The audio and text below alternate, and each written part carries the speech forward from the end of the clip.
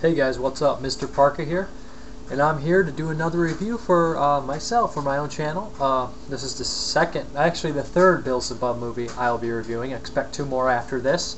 They were sent to me by Beelzebub himself to review. These are screener copies that come with cases and everything. So I'll be reviewing them and tell you about them.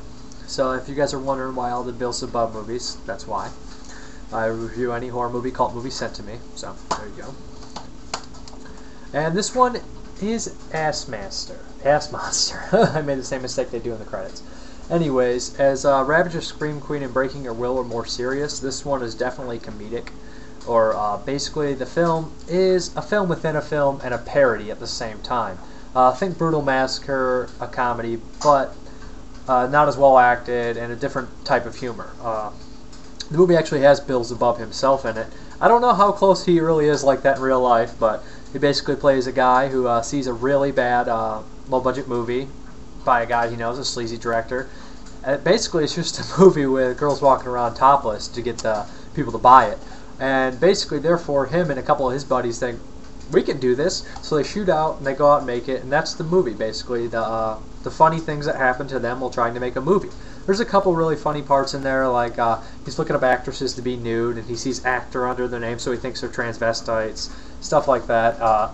There are 15 girls out there. 15, that's it? I thought you said you got over 100 emails. Yeah, but most of them were fags. Fags? Yeah, I guess transvestites think just because they look like women, they can get female roles. I've never heard of anything like that. Well, at least they were upfront about it. They didn't try to fool me. Or they just right off the bat tell you, hey, I'm a fag and I want to audition? No, they sent pictures and bikinis, which were very convincing. And they gave me girls' names, like Natasha, like a real girl is named that. Man, if one of them gave me a hard-on, I'd have to kick its fucking ass. No need to kick asses. They identified themselves. The girls who sent the resumes referred to themselves as actresses. The transvestites who sent the resumes referred to themselves as actors. That's probably so they don't use the same bathroom. Stupid. Girls call themselves actors these days. Oh man, we could have had 100 girls today. Well, maybe not 100, but definitely more than 15. There's a couple other ones that are pretty good in there and stuff like that. I'm trying to think of a couple of the jokes. I'll put them in. Some of the jokes are actually pretty good. Others, I think, fall a little bit short. But Beelzebub himself seems like he's enjoying himself. All the actors seem like they enjoyed themselves. And I think that's kind of what he's getting at in the movie, is make a movie that you enjoy making. Don't go out and... I don't think he's the type of director that goes out and hates his job. I think he likes his job. And from this movie, it really seems like it.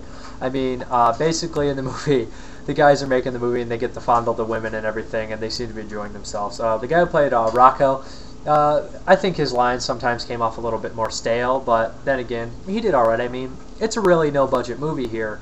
The movie they're making within a movie is even more low budget, but that's intentional, so it's kind of comedic. Like I said, that's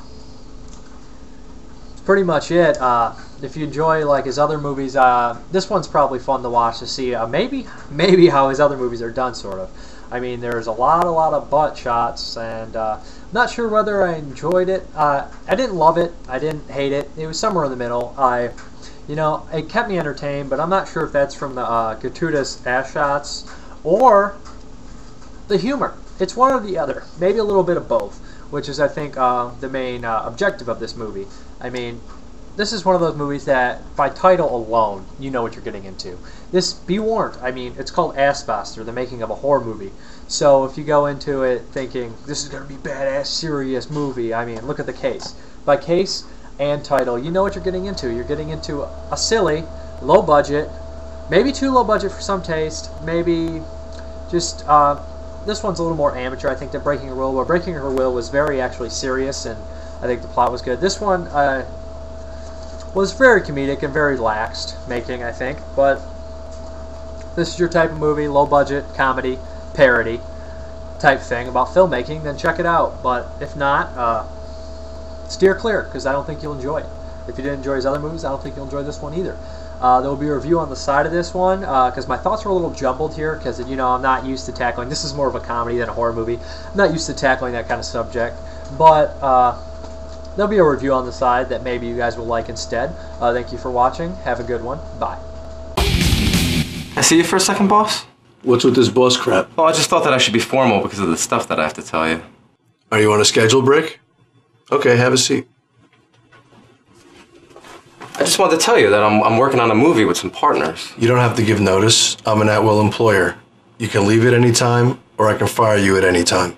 No, I don't want to quit. I thought I would give you an opportunity to invest. Listen, you're a good kid, but you're not cut out to be a businessman. Okay, well, just hear me out. I'm going to make 10 spots available, and each one of those spots is $1,000. And, you know, you would sign a contract, of course. Of course. Yeah, and then when the movie's done, the money goes right back to the investor. And that means you're going to get your money back immediately before anything else happens. And then when the movie's made, you get 5% of all the other money that comes in. So where are you getting these DVDs manufactured? Oh, we're doing that on my friend's computer. Okay, break time's over. Get back to work before you get written up again. A couple more points is that I wanted to point out that are actually kind of important. Is there is a cameo from a guy from Cannibal Corpse, and the scene he's in is actually pretty funny. The director uses him in it to kind of cut some corners on the movie he's making inside the movie to kind of fix something up, kind of like fixing up your entire movie just by a little sub thing, which is really funny because it's completely the guy from Cannibal Corpse is like, let me see it after that, and he's like, no. And action! Assmonster, I'm using my psychic powers. Action! Assmonster, I'm using my psychic powers to implant within you the desire to kill yourself. And cut! Dude, I feel really stupid doing that. I know, it looked cool. Because it's just so bad, it's hilarious. It's just completely outrageous. And also, this movie does poke fun at the filmmakers themselves, the fans, and everybody in between in the horror community. So, be warned.